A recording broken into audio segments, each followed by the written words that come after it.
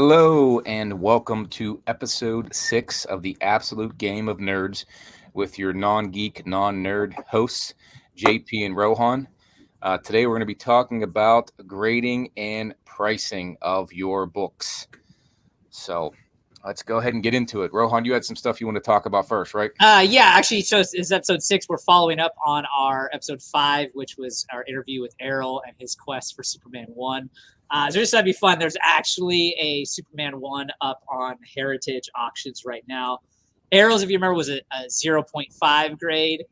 This is a 5.0. So, I mean, this is magnitudes of a higher level copy.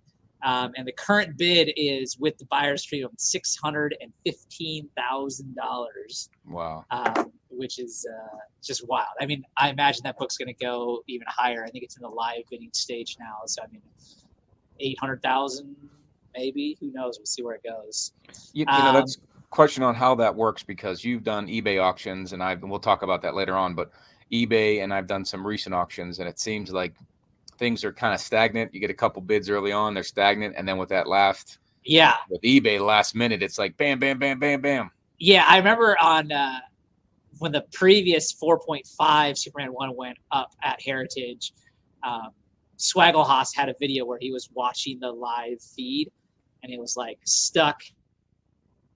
I don't remember what it was at, but then when it got down, so it's something like it comes down to like the last couple minutes. And then if someone bids, it gets extended like another 3 minutes or something. I don't know if that's how every bid works, but that's how this one did. So like when it got down to the end, he's like, oh, it got extended another 3 minutes because someone bid. It's like, oh, got extended another 3 minutes. And like it went in that like short period of time, it like went up another $200,000 or something like that. So yeah, so there's definitely people like waiting to see, where the numbers go, and if they're still within their range, they'll add at the end. Obviously they're sticking around, hoping that they can get it for cheaper.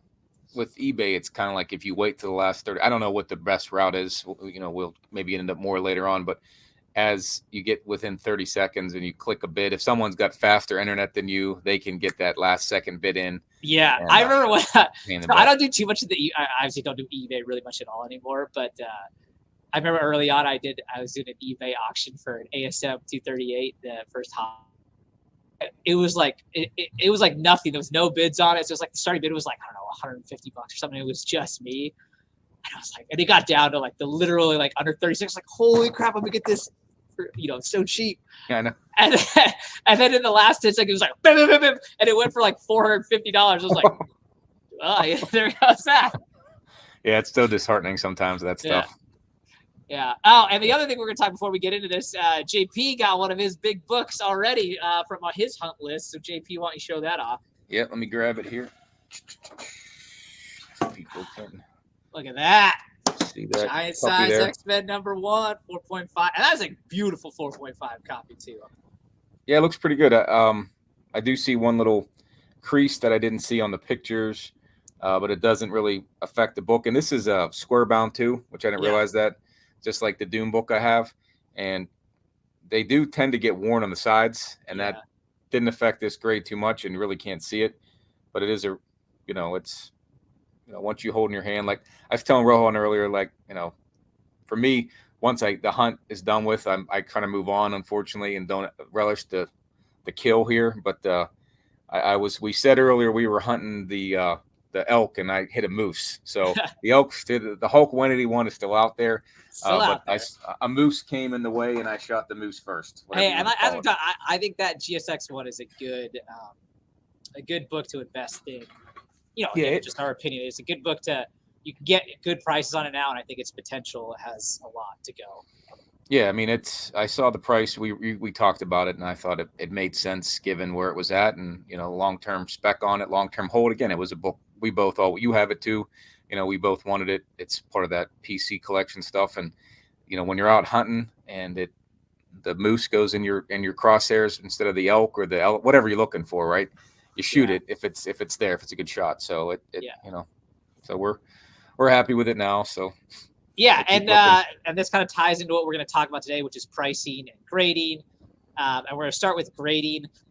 As you saw, as we talked about the Superman 1, we talked about it was a 5.0. You just saw JP's GSX 1 is a 4.5.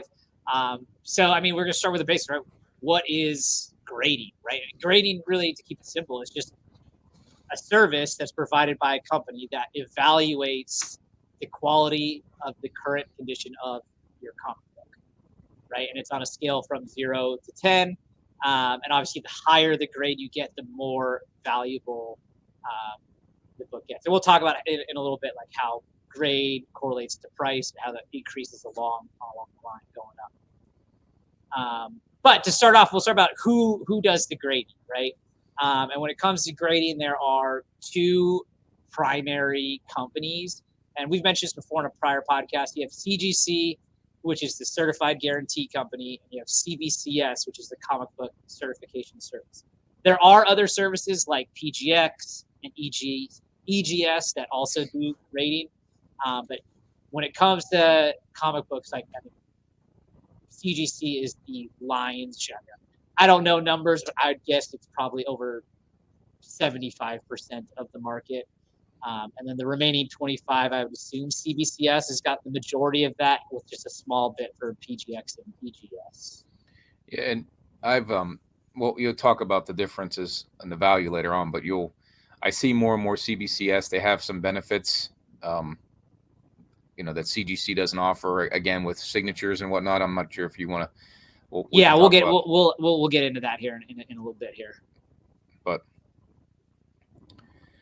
again, I want to preface everything. We are not professional graders or professional price dealers, right? So we're talking about the overall companies that utilize it, not how to grade your books, right? So, why do you choose CGC over CBCS and things like that? And again, how to submit, which is, I asked you about this last time, so I'm looking forward to this.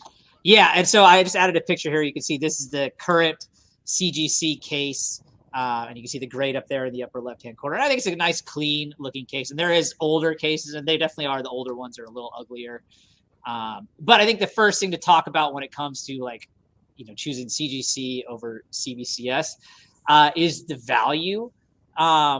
When I first got into comic book collecting back in this past year, I was kind of surprised to find how there are multiple companies that grade, and even if you have one book that's graded 5.0 from one company and another company that grades it 5.0, depending on who grades what, one 5.0 is more valuable than another 5.0.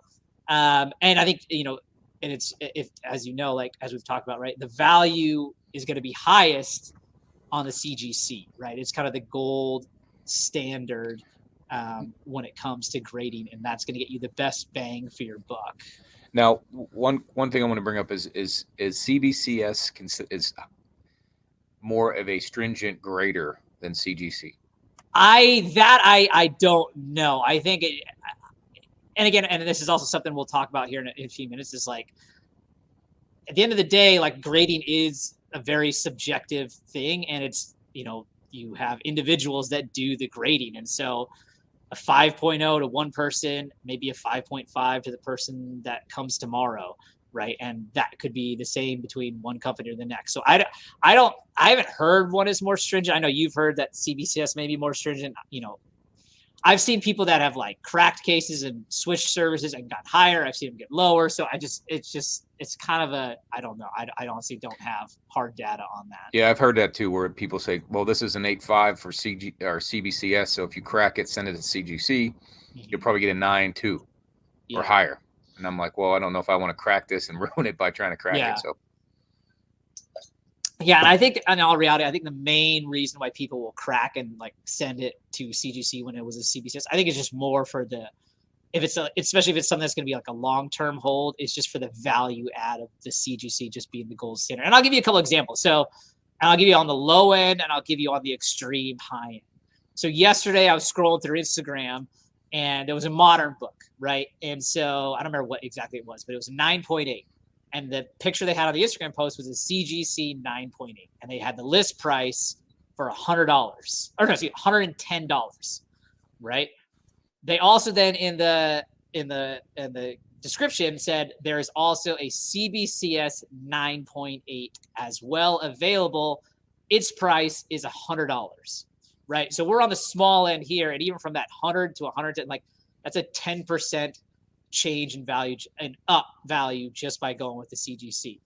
Now, that may or may not be important to most people, but the thing is these things do get sold at different prices. So whether or not it's important to you doesn't change the fact that it is on the market side of things does make a difference, right? And so as you get to more and more expensive books, that value gap grows. So a great, perfect example of this is Ryan from Automatic Comics. He did a video on, he does videos a lot of times on like the big sales at Heritage Auctions. And he was like, oh, did you guys see what happened this weekend? He's like, the biggest book that sold was a Tales of a Suspense 39, right? Which is the first appearance of Iron Man. So this is a huge high dollar book, right? And this was a high grade book, right? This was a CBCS 9.6, right? And this is just literally like a month and a half ago. And the 9.6 went for $150,000, right? That is obviously not chump change. That is a huge amount of money for one comic book. But the last previous 9.6 that was sold of the Tales of Suspense 39 was a CGC 9.6. And it sold in 2013. So we're talking 9 years ago, right? We all know the market has grown. The market has changed in 9 years. That 9.6 in 2013 sold for $275,000, right? That obviously is kind of a bit fluky, I'd imagine, with that big of a gap over a 9-year period. But for example, earlier this year, a CGC 9.2 sold for $162,000, right? So that's 2 grade bumps lower than the 9.6, and it sold for $12,000 more, right? So if you bought that book, you got a smoking deal for it being a 9.6 CBCS at that price. Even so, you probably bet that owner that bought that book at that price is going to crack it out, send it to CGC, and even if they get a 9.2, a 9.4, they've already added value, even though they may have gone down in grade. Like that is the difference in value add, right? So like that is just kind of like reason number one. And I think when it comes to collecting and your collection and things like that, like, is there a better reason to use one over the other than value? Like, I don't really think so.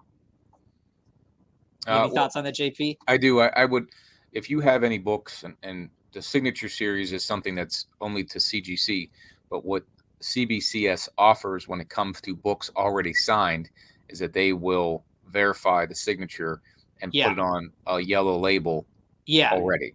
Yeah. So you don't need it to be verified by in person by CGC or done at their studios. CBCS will just verify it, which is nice. If you have, I found a bunch of books with signatures on them, not a whole lot of value to them, but if I was going to submit them and one of them, like one's a Dreadstar #1 signed by Jim Starlin, that'd be cool to get signed. I don't have any authenticity guarantee on it, but CBCS would probably put a yellow label on it. Yeah, and so to kind of explain it a little further. So first off, too, CGC was a first grading company, and they came out, I want to say it was 2001. So, they're just on the verge of, 20 plus years, and CBCS is further, right? Obviously, there are so many books out there that have signatures from before 2001, right? Especially if you got something like a Stan Lee signature or a Jack Kirby signature, or Errol had the Death of Superman book that was signed by, was it Schuster or Seagal, right? Mm-hmm. These guys passed away before these grading companies were ever existed. So CGC, it will only give you a verification of signature if they specifically witness it, right? Either somebody that works for CGC, or they have a facilitator that they contract with that literally watches that artist or writer, whoever it is, sign the book, and then you get. So you can see in the picture here, this is a blue label, and they have a signature series gold label if you get the signature. CBCS, though, on the other hand, they do both. They call witnessed and verified, but both get the gold label. So if you were to acquire a book and it was signed, this is the one time I think you do use CBCS, is because you could get it sent to CBCS, get a gold label, so it's a signature verified. If you sent that into CGC and it wasn't verified by them, you'd get what they call a green qualified label, which also, deducts value from your book if it's in that qualified realm. Yeah, no one wants that. Yeah. So that I will say that is one significant advantage that CBCS offers. The other advantage I would say too right now with CGC is, and I know people have stories from way back. My books have been at CGC for a year. My books have been there for 2 years. I don't know then. I didn't collect then. I know now though, like CGC's turn times are cooking. I mean, I just submitted some books recently and I think I got them back within a month, right? I've heard people have them back within a couple weeks. Wasn't yours a couple weeks, JP, when you did a submission? Felt like it was maybe 3 weeks tops to get mine back. Yeah, exactly. Right. So CBCS, I don't know what their turn times are. From what I hear, they are longer. But like, it's not going to get any faster than a couple weeks, no matter what. Right. So it's like, you can't beat that. The other point I'll say, and this is my personal opinion, I just think CGC cases look way better. I think CBCS would benefit from adding a designer that would look at this. Like if you look at my picture here, you got this nice blue CGC label, right? And then this is a CBCS label, which I just think looks, I don't know, to me, it looks cheaper. That again is just my opinion. So, some people like the CBCS case, I'm sure. I think someone had said, I have one CBCS, my ASM 238. And someone said that it's a sturdier case. I haven't noticed it to be like that and above sturdiness. Yeah. But it's, I don't mind it that much. I do tend to, my eyes are fixated to the CGC label more so than CBCS. So I'll usually, if I'm on eBay or on Instagram looking at a book and it's a CBCS, I might pass depending on the deal. But yeah. I definitely would prefer CGC, and I think it's a nicer looking label, like you said. Plus, they have the custom labels. Yeah, that's what I was gonna point out. That's my other favorite thing about CGC is like they offer these, and these are only for limited time, so it's not like you get every label that you want all the time. But they offer at these times these custom labels. So I have this Dr. Doom book, and they've got a sweet Dr. Doom custom label. It just adds a little style to the case. I think I love. I know a lot of people. There's a lot of people out there that don't like these. I think they're awesome. They do cost us a $5 add-on, which obviously sucks, but I think it looks great. So I think CBC or CGC, or if CBCS wanted to differentiate themselves on the labels, is make a interchangeable label, custom label. So let's say you get the Doom one here, and then the Fantastic Four movie comes out, and they have a new label. You can interchange the label, just pop it in there.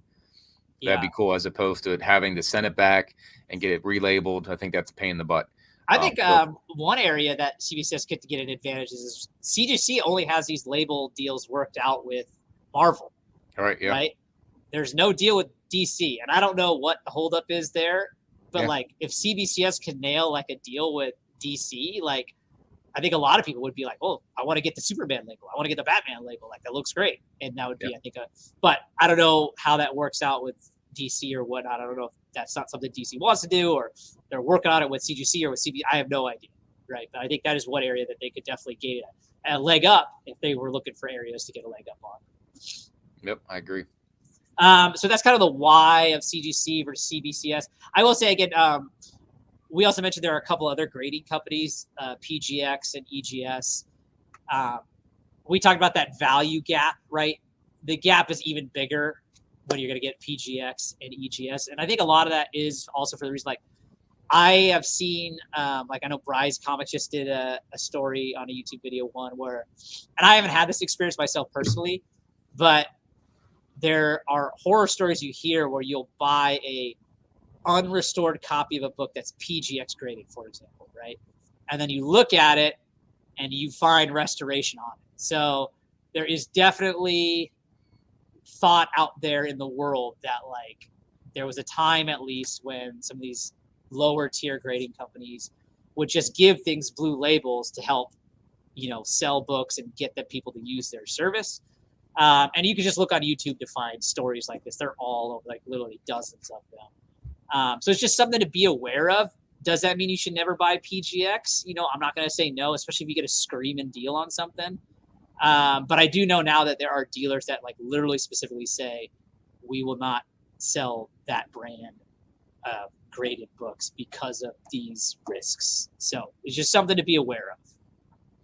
Yeah, I think that's part of PGX's problem, is just bad publicity that they can't change, or maybe should work on changing. Same with CBCS. So yeah. And CBCS is owned by Beckett, who is the Yeah, baseball card. yes. I mean, I don't know if they're owned or they're but there I is think some they're owned by tied up. Beckett, but Yeah. so you figure that Beckett's been around since the 90s, and there should be some money there maybe to put some more into CBCS to compete. But I think they're happy where they're at. Yeah. And PGX and the others are just on the on the outside looking in, trying to get a better respect somehow. But it's not going to come about with stories on YouTube or on the internet from what you just said. They definitely got a reputation that they got to turn around. And that's why if you're going to buy a book on Instagram and you see it's graded, there's really no, there's no question, right? That is the value of the book. You can't fight it. It is what it is. You can fight on price, but that book is what you're getting, and that's a nice part about grading. Same with CBCS. I wouldn't have a problem, but at least when you buy a graded book through the mail services, it's getting mailed to you. There's no question what that grade is. Yeah. And I mean, that's the premium you pay for, right? Along with there are costs to grade books, so that adds value and things like that. And we're going to talk about the cost here in just a sec. But yeah, exactly, right? That's why someone, especially as you get into these higher level books, right? If you're spending, like we talked about on the Hulk 181 episode, you're spending $5,000 on a book. If you're going to buy that book raw, be sure you trust who you're buying for it, or you have the ability to take a look at it, right? Because that would suck. You buy a book for $5,000, your expectations are, this is going to be like around a 5.0 blue label. You send it in, comes back 4.0 purple. Like, you just lost thousands of dollars, right? That's the horror story nightmare that you don't want, right? So if you buy raw, especially at those high-end books, like, have some trust, know what you're buying, et cetera, et cetera. Yeah, that's the tough part about it. That's why grading is nice. Some people say I will never grade a book. I like them raw because they want to read through it. There's plenty of reprints you can buy. Yeah. Like I have a New Mutants 98 reprint. I can read that one all I want, keep my graded one. So I think, And especially now, like, you can get almost every comic book online and read it on your phone. Right. So, yeah. So just real quick too, when it comes to these labels that we see, like, right, we have, so this is back to the basic CGC. So there's a couple different labels, right? There's the blue label, which is just what they call the universal label. And it's just going to be, the book is what it is. There's no restoration. It's complete and it's unrestored. That's what you always kind of want to look for, is the blue label, right? Otherwise, right, if you have a gold label, that means it is a verified signature series label. Then that's also, a label that is desirable. The two you want to avoid, obviously, the ones you don't want to get, are the restored, which is purple. And then they have a qualified, which is green, which is usually something that comes up if the book is like missing a page or missing a Marvel value stamp, or like I said earlier, right? If you have a signature that's unverified, CGC will give that a green label. And it'll even say something like, name Jim Lee written on book. And it's just like, what the hell is this? Yeah. The thing on CBCS is that they'll give a blue label even if it's missing the Marvel value stamp. Yeah, that's CBCS, it will have their gold label and they have their blue label. And we've seen books that have restoration. They even list on the blue label, like restoration or missing this. So it's like, it's confusing. It's like, I think that day when we talked about it, it was like, I saw an X-Men 1 and it was like a 4.5. And obviously it's not a book that I could afford right now, right? But it was, at the time, it was like $4,500. I said, she was like, oh my God, it's a 4.5 X-Men 1 for $45. This is a screaming deal, right? This book normally would go for like, $16,000, say. And then like JP's like, no, look at that label. It's a blue CBCS, but it says right there, restoration includes. It's like, oh, shit. That threw me for a loop, and that's the thing to watch out for, at least on CBCS. So yeah. And then real quick too, like on the grading scale, like I said, it goes from 0 to 10. And everyone's going to be the same on this as far as I know. I know CGC and CBCS are the same. But you got 0.5 would be the first grade, and then 1.0. And then in 1.0, it does go 1.0, 1.5, 1.8, and then 2.0. But from 2.0 to 9.0, it just goes by 0.5. So 2.0, 2.5, 3.0, 3.5, so on and so forth, all the way to 9. Once you get to 9, they have 9.2, 9.4, 9.6, and 9.8, right? And then they also do have 9.9 and 10.0, which to me is like crazy stuff. Like, I don't know, especially like I would get it, understand it. Like if you have like a modern book, it just got printed and it gets sent directly to CGC and no one's touched it. It gets a 10.0. I get that or something, or a 9.9. But like, there's a Hulk 181 on the census there's one that is a 9.9. The book is from 1974. Like, how is there a 9.9 of this book? Right? I have no idea.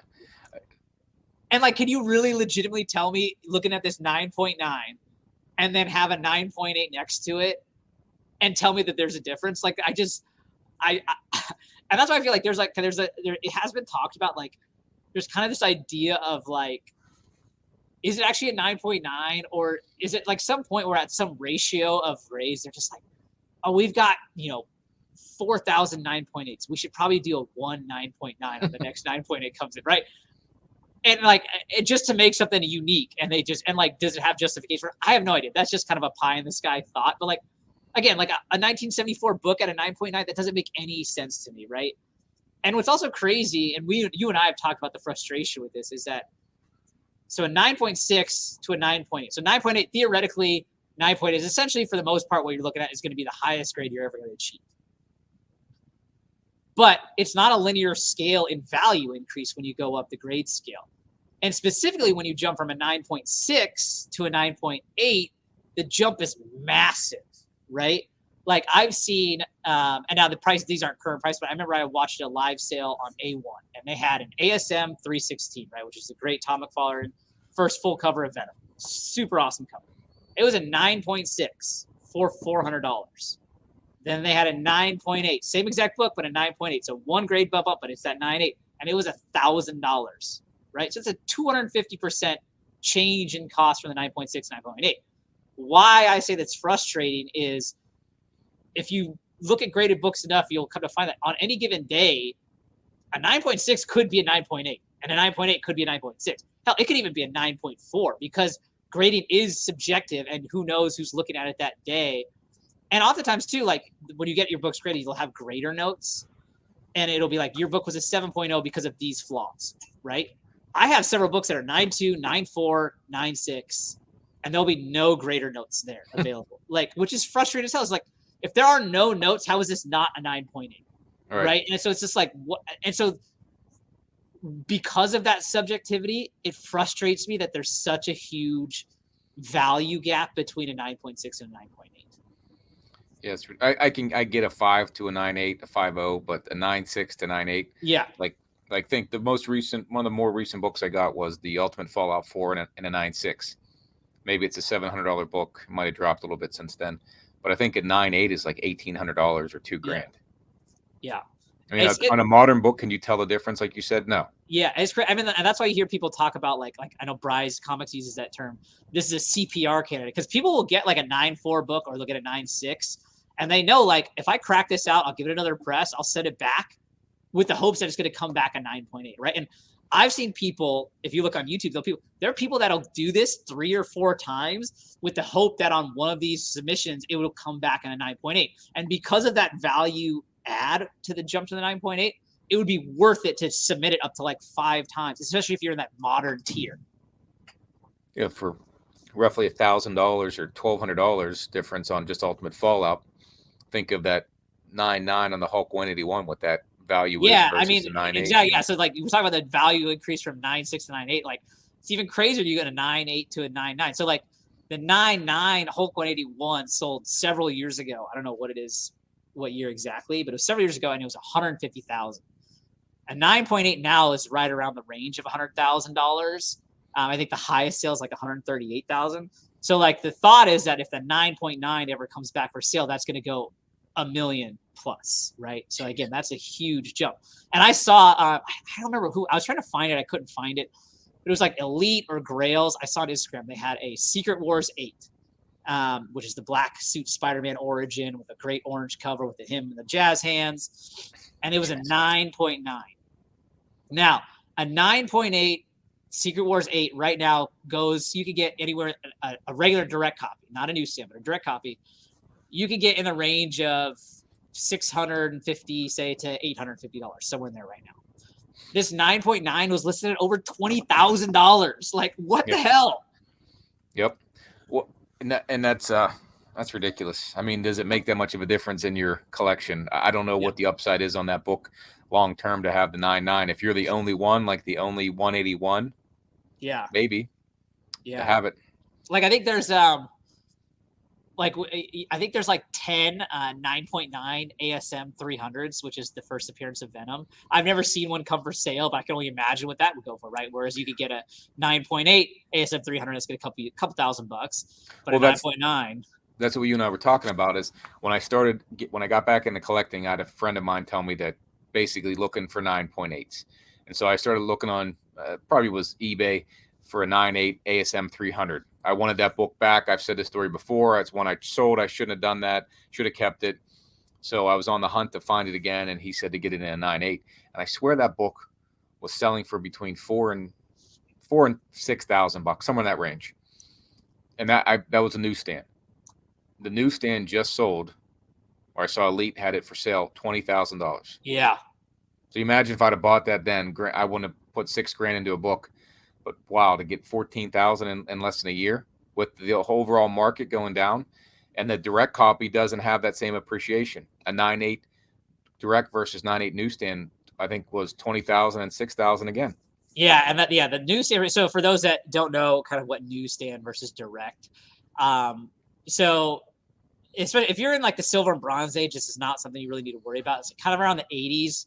There's this big influx of comic book shops, right? Yes. So Marvel and whoever would sell directly to the comic book shop, and they would give it.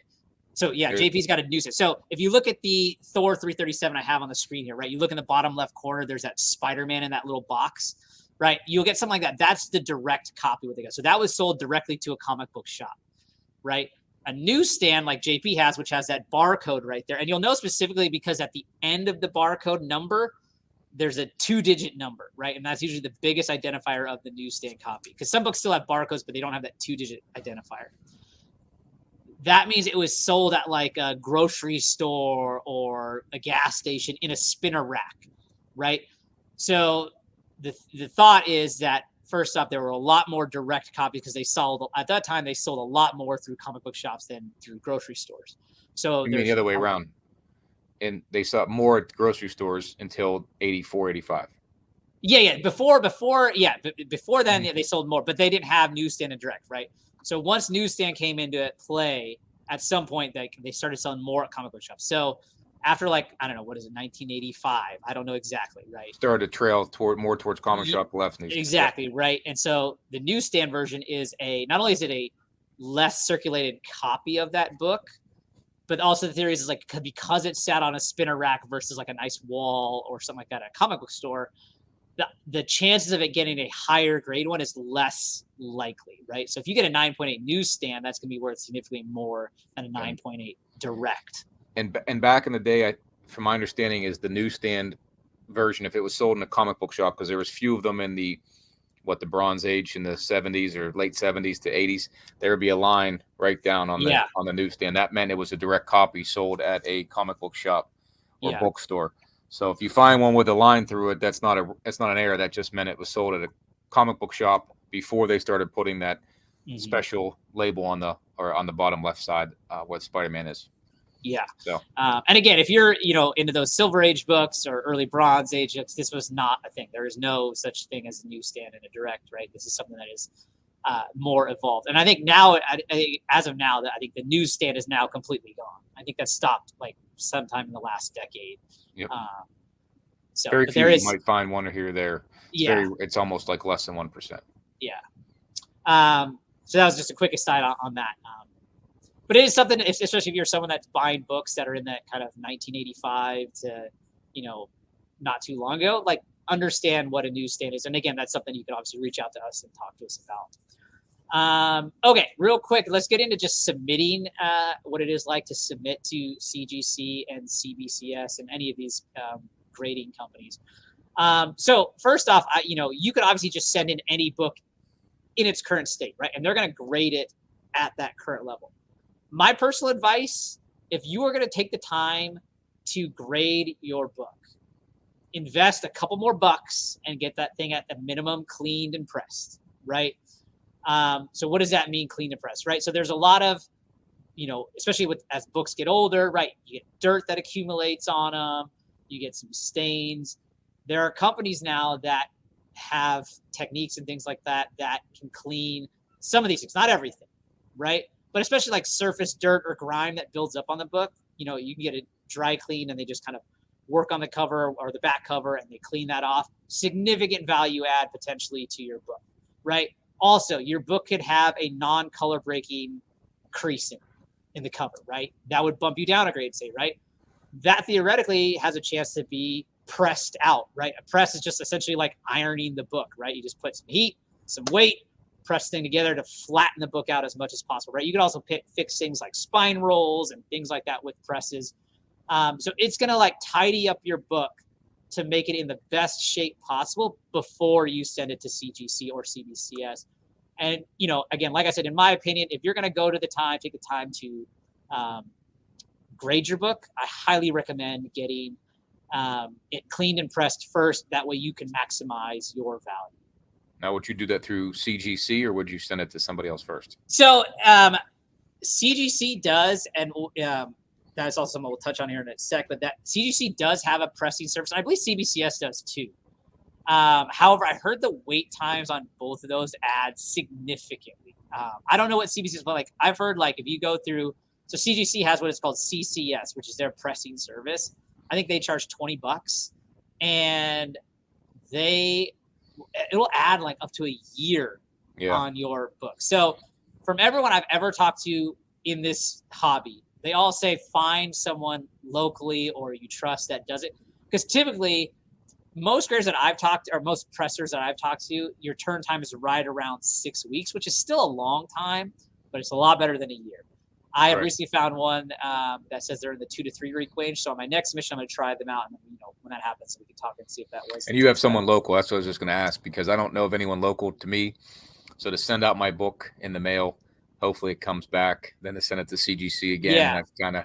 Yeah. And I will say too, if you're going to send your book into grade, there are a lot of pressers, and I think most would do this. If you fill out the CGC paperwork, or if you don't have a CGC account, they have accounts often where you can send it to them. They'll clean and press it, and then they'll send it directly to CGC. That way you don't have to pay for shipping back to you and then shipping to CGC. You just have to pay for it all going in one direction.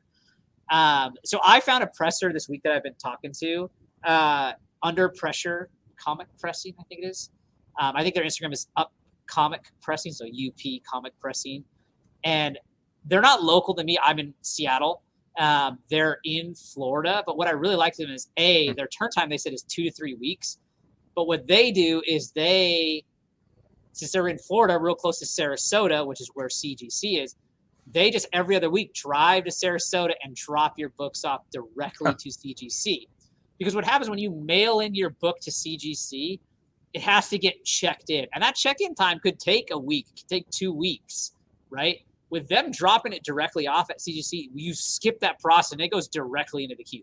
That to me is a huge benefit. So that's why I want to give them a try. And I'm sure there are other cleaners and pressers in Florida that may do the same thing. This is just the one I found.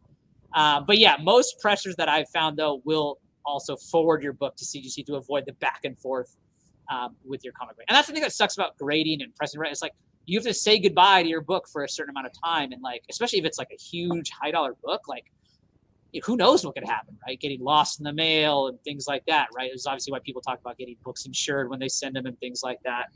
But it just sucks when your book's not in your hand anymore and it's something you bought, it's your baby. It's like you don't want to let it go.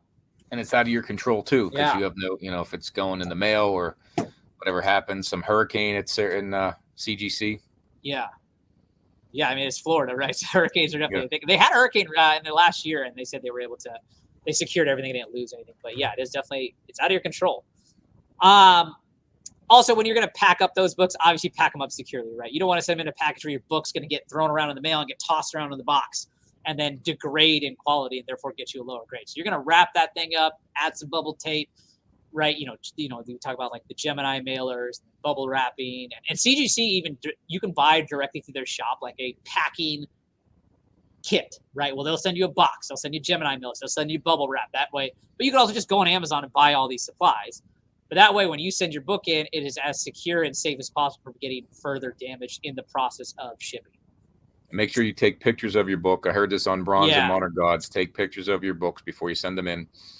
And one tip is when you put in into the Mylar or into your plastic sleeve, flip it around so that the plastic opens up backwards so that Yeah. CGC can just slide your book right out, as opposed to the other way around. It's just faster for them, less Yeah. chance of a screw up from what I gather. But yeah, and the last thing I think to talk about, just so JP is talking about the pressing services, right? So CGC does offer a few services as well. I don't know if CBCS does all of these. I know they do pressing. I don't know if they do the other stuff, but at CGC you could also get restoration done, which I don't think is going to be very popular these days, right? Back in the day, people wanted books restored because it made them look nicer. Now we know that there's a huge drop in value, so everyone wants their books unrestored. So CGC also does offer restoration removal. And there's a process of, like, you have to send it in for screening and they have to analyze it and whether or not it can, because not all restoration can be removed. Like if it's color touch, for instance, like if it's a light color touch, they can scrape it off, right? Or like if it's a little heavier, they'll like just like, if you have like, let's just say color touch on the edge of this book, they'll just like take scissors and cut it out, right? So restoration removal may mean that your book will come back uglier, but because it's unrestored, that may have a higher value than if you were to leave it as prettier, but with a restored purple label. So it is up to you for what you want. Yeah, you can take a 9.8 and turn it to a 1.0, but you can't take a 1.0 and turn it to a 9.8 and get a blue label. That's what. No. Not interesting. Yeah. So that kind of wraps up what we wanted to talk about when it comes to grading. Again, there are a lot of nuances here. If you are someone that is, you don't know much about grading, you want to get books graded, do research, right? Learn the nuances of it. Oh, actually, no, we really quickly got to talk about the tiers real quick. Sorry. Yeah, because that was my question going to be to you. Sorry. So when you submit a book, right, there is costs involved with grading your books, right? And so they have what they call tiers. So the most basic, cheapest tier is what they call the modern tier. And it is from any book from 1975 up, you can submit under the modern tier. Now, you're allowed to do modern up to a value of $400. So what I mean by that is, I'm not 100% sure, but I'm pretty sure when you pay that cost, that insures your book for up to $400, right? So, for example, you could have Ultimate Fallout 4 in a potential 9.8, right? Ultimate Fallout 4 in a 9.8 is like an $1,800 book right now, right? So that's higher than $400. So if something happens to your book in the process of coming back from CGC at CGC or something, they lose it, whatever. And, that's rare, but yes, there are times when you can find on YouTube, it's like, CGC lost my book, right? If you put it under modern, you're only going to get $400 for that potentially $1,800 book when they replace that replacement value, right? So even though it's after 1975, you have to understand like what your value roughly is for your book. So that way you make sure you get it in the right tier, right? Because the next tier, right, is what they call the economy. Oh, and so the modern tier is $24 a book, right? So everybody get graded, and the modern tier is $24, right? There's obviously going to be some shipping costs and things like that also associated, but essentially the per book is $24. Then there's the economy submission, right? Economy is any time frame, so it can be before 1975, but it too is only up to a $400 value, right? That costs you $35, right? Again, you may have a book you want to grade that's before 1975 and it's not worth more than $400. This is the tier for you, right? This is kind of for your best value. Now, the next tier up is standard. Standard is up to $1,000 in value, right? So if you have a book that's worth $800, this is the tier you want to use, right? But it costs $80 per book, right? So that is obviously a significantly higher value. But again, if you want that and I do believe if you submit a book that is worth more than $400, say, to like the economy tier, I believe CGC will call you or message you or somehow and say like, hey, this doesn't fit this tier. If you want to grade it, you've got to get it. You've got to bump it up, and we're going to charge you for that extra amount. So I don't think you can get away with being sneaky there, because I don't think they want to deal with the hassle of like them losing $1,000 book, but you only put $400 on it, and you'd be like, well, that book's worth $1,000. Why am I only getting $400? So I think I think that is something they do. I've never had that experience, but I'm pretty sure that's what they do. Yeah, I think you're right. If they see it, if it's pretty obvious, I think some way, like your Doom book at 4.5, maybe. I don't know what exactly the value is now, but probably around $400 or $500, right? Something like that, I think. Okay, so it's right around that edge. So yeah, probably would go through, but you send an Ultimate Fallout 9.8 yeah, on that, they're gonna see that. So yeah. So that's standard. That's up to $1,000, and again, that's $80. Your next tier is what they call it. And I will say, as you go up in tier, though, your turn time gets shorter and shorter and shorter, right? And with these other tiers, there's also a $15 fast track fee where you can push yourself up the line a bit. I don't know how much it cuts down your time, but that is an option to you. But the next tier is what they call express. And this is going to be same thing, but this is now up to $3,000 in value, right? So JP showed that GSX one that he just got. That is a 4.5, right? That's more than $1,000, but it's not more than $3,000, right? So if he got that raw, he would submit that under the express tier for up to $3,000. Cost on that, again, goes up. It's $130. All right. Anything above $3,000, what you do is you have to put it through what they call the walkthrough tier. And a walkthrough is you don't pay, whereas all these other tiers, you pay as you submit, and they don't charge your credit card until they actually check it in, but you're agreeing to pay this amount. When you send it in through walkthrough, you don't know the price yet because the cost is 3% of the fair market value, right? So I don't know exactly what they use for fair market value, but they probably, use a number of services that they determine. So if they grade your Tales of Suspense 39, right? First Iron Man, which you talked about earlier, right? It's a 5.0. They're going to look and say, what's the fair market value of a 5.0 First Iron Man? They're going to say, we'll just say $10,000, right? So your cost to grade that book at 3% is $300, right? So obviously these books that we talk about, Superman 1 at $500,000, right? That's going to be expensive to grade, right? But again, you need that level of insurance if you're sending a book that valuable, obviously, right? So that is the walkthrough tier. And there is a minimum of $150 on that, right? So you could submit, something that's worth $30, right? And you can submit it on the walkthrough tier because you're like, I want this book back super fast, and walkthrough is going to be your fastest. You're going to pay $150 for that essentially express service because it is the fastest. So there is a minimum charge on that walkthrough tier. The super annoying thing I find about these tiers is you have to do separate submissions for each tier, right? So for example, my submission, I did 2 modern and 2 standard, right? But since they're 2 different tiers, I had to do them as separate. So I did the 2 orders separately. So I shipped them together in the same box with each order form and each box separately, but in the same box. So I only had to pay for shipping for the bigger box once. So how'd you do that though? So you had 2 boxes inside one box that shipped out, or yeah. So I put I had the 2 books in like a kind of a small box, and then I had 2 other books in a small. And I put the paperwork for each of the boxes, and then I put them in a box that was not much bigger but fit both of them. And then I sent that direct. That way, I only had to pay for the shipping one time there. But when you do your order, you have to pay for them to ship separately. Even though they could still fit in the same box, if they're different tiers, you're going to have to pay for each of them to ship separately. Ship back to you separately. Back to you separately, yes.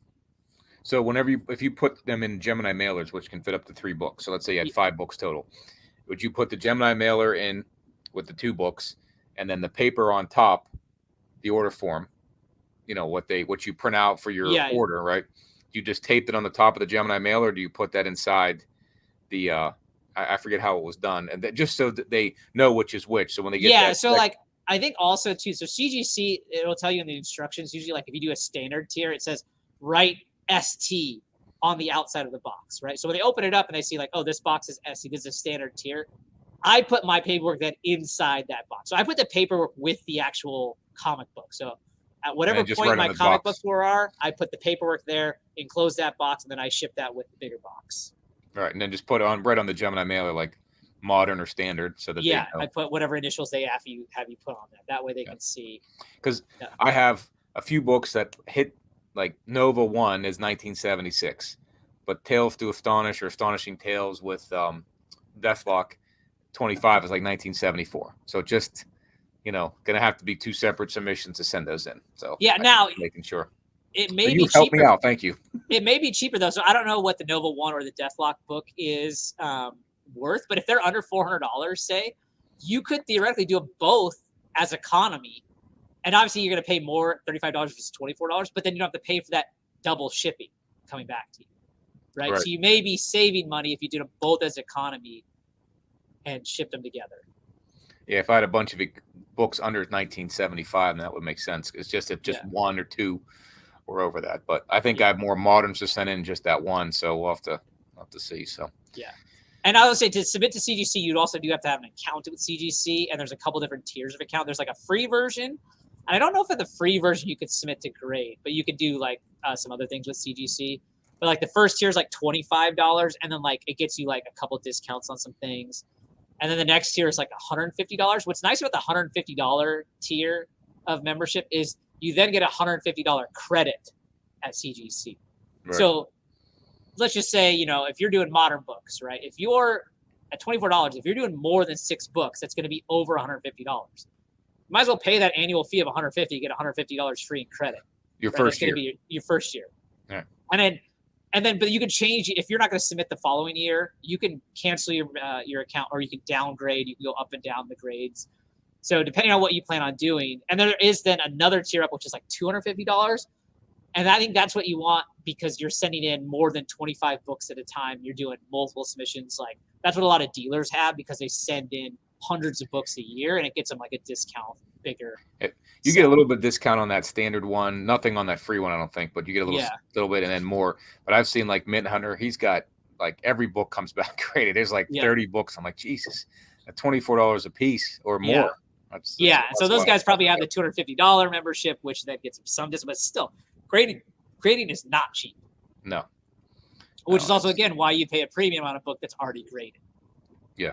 So if you're on, which we might get into next when we talk about pricing, but if you see a book on eBay that's graded for $50, that's probably less than the cost to get that book graded. Someone's sitting there saying like, I want to get rid of this book and I'm taking a loss on it. Yep. Yeah. And I think a good segue kind of right into before you pick up on the pricing discussion is if you're buying a raw book, right, it would, especially if you're going for something that's going to cost you some good chunk of change, learning at least the basics of grading the book is a key skill to have, because dealers, as far as in my experience, like from what I've seen and then when it gets submitted, like dealers always, they'll always tell you this, oh, that book is X grade and I grade conservatively. They all say they grade conservatively, right? And then you send it in and it's like, it's a little lower than they said, right? So it definitely behooves you to have some knowledge of how to grade a book, because then you can kind of maybe have some negotiation there. Because at least what I found, like most dealers, even though they say conservative, end up either not conservative or maybe even on the higher end. So again, that's just my personal experience. I'm sure there's people that do truly conservatively grade their books. Yeah, I've only submitted. I have one submission, and I think it was 5 or 6 books, and most of those books were books that I owned since the 90s, and they were all kept in the same box. One was a Punisher #1, 87, and the other one was Hulk 340. The Hulk came back a 9.2, and the Punisher came back an 8.0. I think I read them both exactly the same. I don't know how one was that much difference. I thought they'd both come around an 8.5. So I was happy with the Hulk 340, but I was kind of shocked at the 8.0 on the Punisher. So you never know. And I usually try to be conservative, but again, you get thrown for a loop.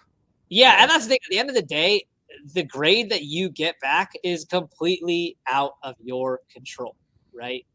You may think you have a 9.8 and it comes back at 8.0, right? You may think you have an 8.0 and you come back at a 9.2. Like, it is crazy, some of the stories you'll see. So, yep, it's never know. And sometimes the dealers may say that, try to be conservative, but they don't know there's a restoration. You think they don't know that. So you got to know who you're buying from again, right? Yeah. All right. JP is going to take us through a little bit on the pricing side of things. Yep. Let me go ahead and add. Now,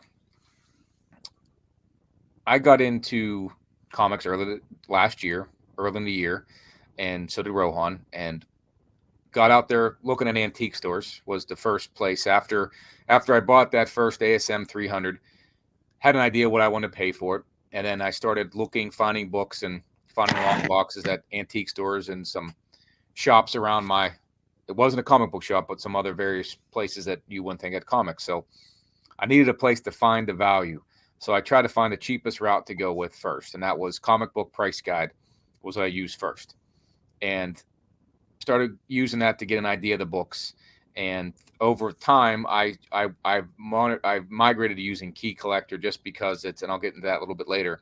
But the first place to go for grading, again, if you're looking to sell a book, okay, if you're looking for a book just for your, in my opinion, just for your collection, Key Collector is a great app. Go Collect, GPA, Cover Price, Price Charting. Those are all the ones we're going to talk about. But if you're strictly looking to sell or flip your book, eBay is the best place to go. You put in your book and the title up there, put in the book that you have, and once it populates, try to put in the grade that your raw book roughly is at, or the CGC grade it's at, in the subscription or description there, and click sold listings.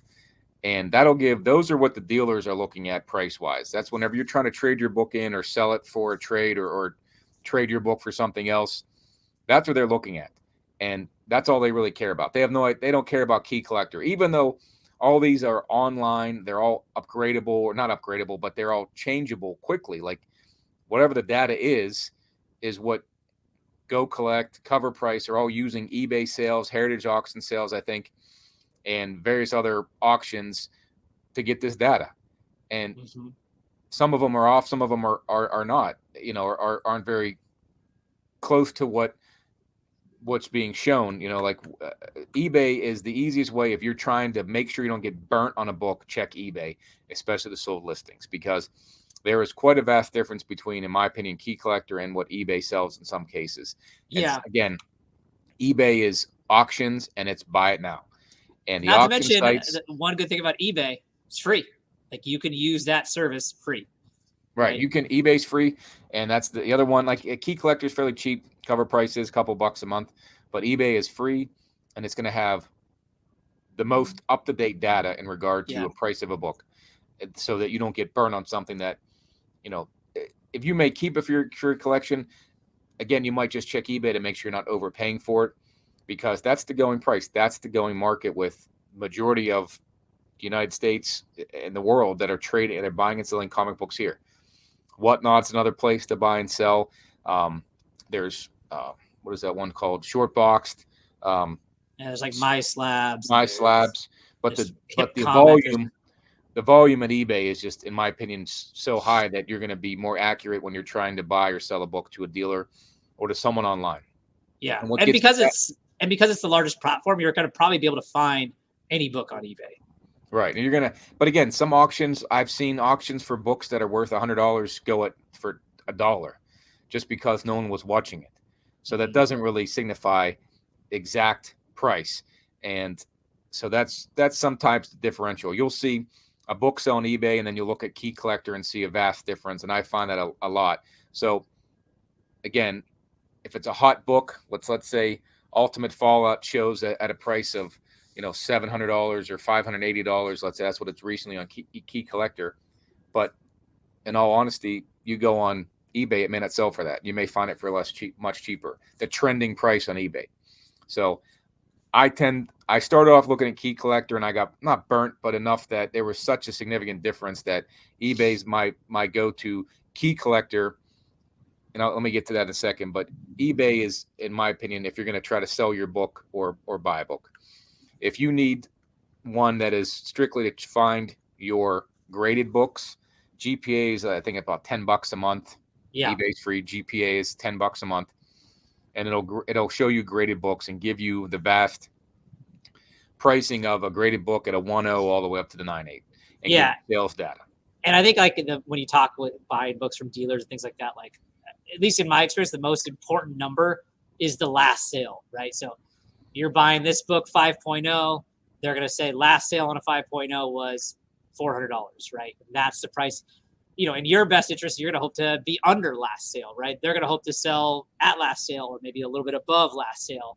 So last sale is kind of like the most important data point, which again, like what JP said, you can find that on eBay because GPA is going to use sales from eBay. It's going to use sales from Heritage and various other platforms as well.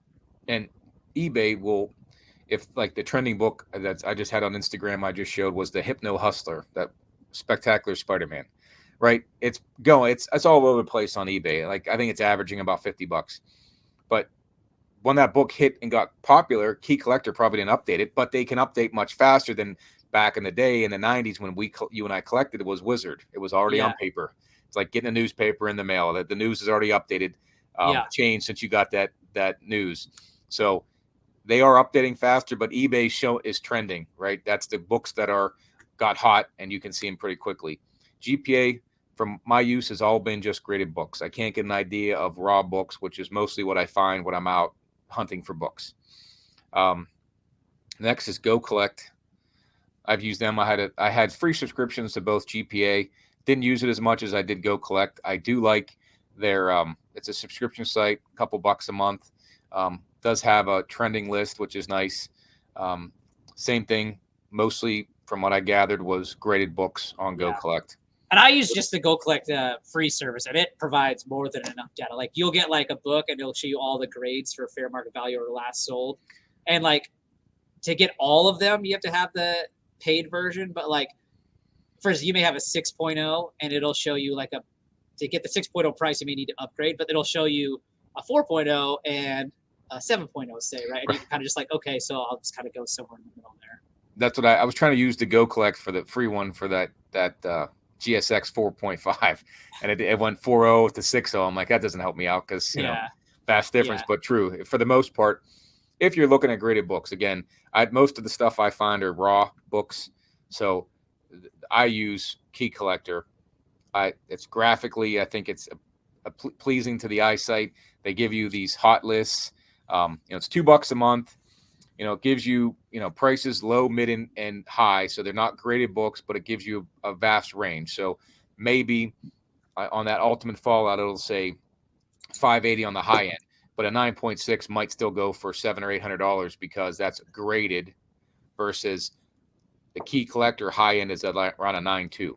Yeah, and I will say, what I'll say about Key Collector, if you are a collector, in my opinion, Key Collector is the best app to know what it is for, because especially if you're like out there hunting things, Key Collector is a database of every, essentially, I mean, there's yet to be a comic book I have not found on Key Collector or a comic book run.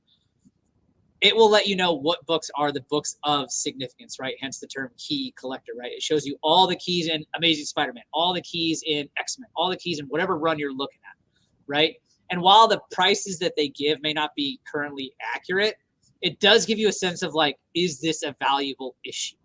Right. Right. So if you're out there and in a dollar bid and you're searching like, oh, this X-Men 62, is this worth anything? You can look on Key Collectors like, oh, that's a key because it's the, first appearance of so-and-so.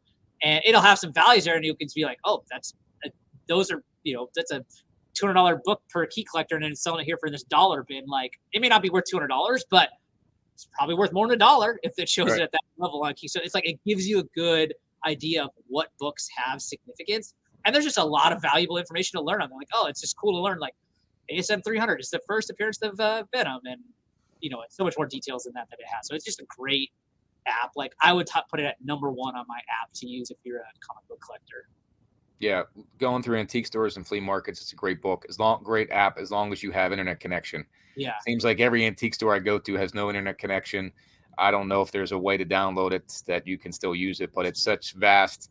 You said every book is in there if it's a key, right? So, and it's great to get that information why it's a key and roughly an idea if you're a value. So if you see it for $1, you can say, oh shit, it's saying it's $50. I'll grab it. Now you might go on eBay and someone's selling it for $6. Yeah. Which to me is what aggravates me. So you got to kind of use them both. And that's what I've been doing is using both Key Collector and eBay to try to get a better idea if I'm going to flip a book. If it's something, I just bought the Adam Man number. I forget the number on it. What is it at? Let's say, I think it's, I don't know, let's just say 58. I can't remember the number of it.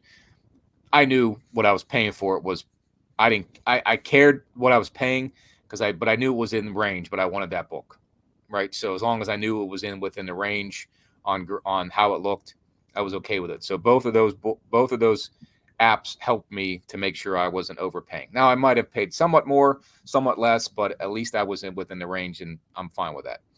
Key Collector also has the Hot 10 list, the trending list. It's great for those. You can find any type of genre or uh, you know covers, right? So variant covers. You can look at um, you know what do you call them? Iconic covers. You can look at Yeah. I find that fun. Like, sometimes, like, when I'm bored, I'm like, oh, let's just jump on Key Collector. And it's like, I want to look at a list of their best keys for Black comic book characters, right? And they have that category, Yep. and you just select that category, and it's like Fantastic Four 52 and Luke Cage #1, and it'll like list off all these books that you should look at if you want to look at characters of Black characters. Like, and you can do that with almost they have every type of category you could think of, almost, right? You can just go to the category button and search through all the various categories, right? They have a category for yellow covers, for instance. Like, there's categories for everything. And it's cool if you're like just I've got some free time or you want to like mess around. You're at the flea market and you're just trying to see what should I be looking for here? What's hot? What's on the hot list? If you care about that, again, it drives me to see if I can find them on there. But it's a great option, Key Collector for quick knowing of being a key book plus a resource in itself. The next one is Cover Price. I just got a subscription to this one again. This one is great. In my opinion, it's fairly inexpensive, but it's going to give you both graded and raw books and give you updated sales data on both graded and raw, which is very helpful to have one place to go to for both. So I just got this subscription, a couple bucks, but I'm going to start using this more often. It does not have an app like Key Collector or eBay. So that's the one downside I've seen about this is there's no app for it. There's not an app for that I found. I checked on the iTunes stores. If somebody knows differently, let me know. But just for my ease, when I'm on my laptop, this is great. When I'm in the store and I have my phone and I'm at a flea market, Key Collector and eBay for me. Again, they're going to have hotkeys. A lot of different YouTubers out there will do a top 10 list based on cover price, what they're seeing. So that's kind of cool that they'll tie into the cover price. But there's some different subscription limits. You can bump up from the $2.95 to $6 or $7, and you're going to get a little more, a higher amount of comics that you can store on their digital site for your collection. Right? They all have that option of keep my collection, but there's limits to how much they'll keep. And for a couple bucks more per month, you can keep unlimited amounts versus just 100 comics for that $2.95 price point that I'm at. But I don't really use them to store the books on there digitally. I use Key Collector for that. So, but I think it's great that you have both graded and raw books to get some price data on. And the last one here is price charting. This is for video games, cards, comics. Everything is on here. Pokemon. If you want a place that you're out hunting and you see something that you don't know much about, you want to look something up, price charting is pretty cool for that. If it's a video game, give you an idea. Again, eBay will help you on that too, give you what the trending prices are. But price charting will give you, like we spoke about earlier, the free model of Key Collect. Price charting gives you 4.0, 6.0, 8.0, 9.0, right? Even though my subscription, I think, is the full subscription, because someone passed it on for me to try it out. It had didn't have all the tiers. So it was a little limited in that regard. But just to get an idea, it was pretty helpful when it came to looking at comics and some of the Pokemon I wanted to check out. But I do think that if you don't know what you're looking at, check eBay and they'll tell you if it's popular and if someone's selling it. So, like I said before, I use Key Collector and eBay when I'm out hunting. If I'm buying graded books, I think the cover price is great. If someone can say Go Collect, someone could say GPA. It just depends on your preferences, but they're all pretty comparable, I think, for giving you recent sales data. Yeah, and I mean, is there a best? Like, I mean, I think the best is just like, more data, the better, right? If you have more data points that, this book sells at this price, the better off you're going to be. So, like, if you have the ability to subscribe to them all, like, you're probably going to be better off. But, like, I don't think that's fully necessary, but I do think, like, especially the ones that have the free services, I think you want to definitely, like, use or learn how to use one of these. That way you have a general idea of what you're going after and looking at and potentially purchasing. Yeah, I mean, it's eBay's pretty knowledgeable, at least on quick sales data. You can see the trending and how many are sold, when the date was, and all that. The cover price is going to accumulate all that data over the course of a year and give you some charting to see where things are trending. Key Collector is going to tell you, hey, this is a hot book. So they all have their advantages and disadvantages, but hunting wise for me, Key Collector and eBay are great. And then cover price when I'm at home looking on eBay for a couple of those graded books to see what they're ranging at. Yeah. On cover price. So yeah. So I think that's about wraps up what we want to talk about today. Do you have anything else you want to add, Rohan? No, it just like, like we said, when it comes to grading, when it comes to, learning about pricing, like there's just a lot of nuances, right? And like even JP and I that are just new to this are still learning all those different things.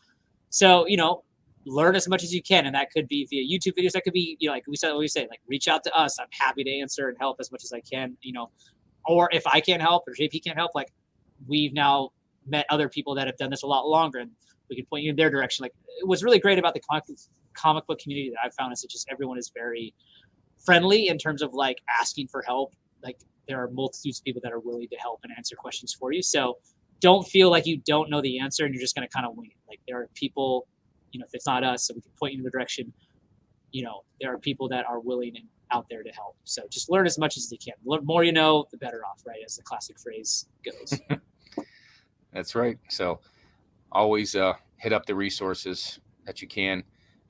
Learn more about it. It's ever changing. There's people that didn't get out of it, have been in it since the 90s or even prior to that. And I like listening to those guys too, because they've seen it all. And you and I have been just, we got into at the beginning of the peak, and then we've seen the drop off here, and we've seen the CGC open up with their downtimes has been much faster, their turnaround time. So that's been a positive, but we've seen that pricing come down, which is to our benefit. But then again, where things were a year ago is vastly different now. So the information's out there, and I just think keep reading, keep on picking, as I say, and use the apps appropriately. Do your best you can with grading. Again, it's all subjective, though.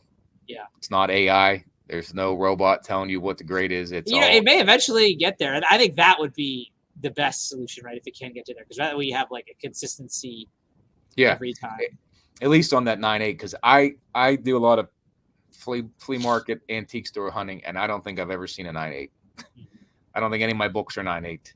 I just don't think anything's perfect, because it's all been touched, it's all been opened up and read, and maybe I could send a book in that's close and I'll get lucky and get it back, but I just don't think, unless that book was taken from Marvel in a protective metal case and flown to CGC by Superman, it is not going to come back a 9.8. I know they do all the time, but I just feel like there's so much that can go wrong with one little tick on the book. Yeah, and that's the thing, right? Like I would tell you this. Let's just say like we're out at a garage sale hunting and we find a Superman 1. Like I just talked about this book, 5.0 silver, or selling for $600,000, whatever it is. If I had a book that we're talking about like mega bucks, I would honestly take the book and I would fly to Florida myself. Oh yeah. And I would drop it off personally and I would book a hotel until it was back and wait. Yep. Because that way and then I'd fly back with it, right? Because like when it gets up there, man, I would not mess around. But like again, what are the chances I'm going to find Superman 1? Very unlikely. But I'm just saying, like if it came to that, like I was talking to a dealer, he's like, I have a Fantastic Four 1 raw and he had like like a Hulk 1 raw, so these high dollar books in a collection. He's like, I feel so bad I don't want to send those all in the mail. Like, yeah, dude, if I was you, I would literally just fly down to Florida and do those personally and then come back. Yeah, because again, that walkthrough tier at that level too is going to be just a couple days for them. Oh yeah, and you're paying big money for it. So what are you going to pay anyway for your insurance? Like that for that type, like when you're mailing a book and they say up to $100, if you got $50, what you're mailing out, you're not going to up the insurance. But you're sending something like that, you might as well take all the insurance you can, and in that case, fly it down yourself. For if it's that much of a value, don't trust. Not saying not to trust the post office, but you can up the value and pay more. But why not just fly it down yourself? Yeah. Again, I don't have any books that are anywhere near that level, or I need to fly myself. But I'm just. I probably just drive down where I'm at. I just drive down. But there are books out there that I think it would definitely be worth just flying down there yourself. Yep, I agree. But I don't grade very many books. I've only done a couple in my time just because of the hassle, I think. I do have some I want to send back down, but I'm running out of room on my walls to hang the graded books. So it's much easier to store books in regular Mylar, in my opinion, but they do look nicer displayed in a grade. So I may do more this year since my 1 year anniversary for CGC comes up in, I think, May or June. So I'll do a couple more books one more time before I drop that. Yeah, I will say again, this is obviously the horror story, but like, God forbid something happens to you, right? And now your wife is got this collection of comic books, and it's like, do I just sell this at a garage sale? She may not know what she has there, and she's put them all for $5. That being said, if you've got them graded, like your high dollar books graded, it is easy to then determine the price of what she could sell those books at. So just something to think about. How many people come into a comic shop because they found a box of books and it's X-Men 1, but it's 1991 X-Men 1, and they're like, oh, this is $5,000. No, you're looking at, and CGC will show you on the label what you're looking at, and how to look it up, whereas you just have a raw book and they go on eBay, they type in the wrong data, and I've seen it happen many times over the last year. So plenty out there to have knowledge on, like I said, where to find chart pricing at, how to grade them. Grading that's a good idea, just to have them graded. If safety of your collection, if something ever happens to you, no one's going to say, this looks like a piece of crap book. No, it's in a nice plastic hard container. With a grade already on it. Yep. So I hope everyone enjoyed today's show. We always enjoy doing these. We are not experts. We are not grading experts. We are not pricing experts. We are not dealer experts. We are non-geek, non-nerds who like to collect comic books and have an idea as to how to buy and sell them. But if you have a better idea, by all means, hit us up with a comment, an Instagram message. We'd love to hear from you. We want to learn more. We want to be better at this, and we want to have the best collection out there. Someday Superman 1 and Fantastic Four 1 and AF 15, we'll have them all, right? That's right. That's the goal. But I appreciate all you guys listening to us. We had a great time as always. We'll see you guys on episode 7. All right. Later, guys. Peace.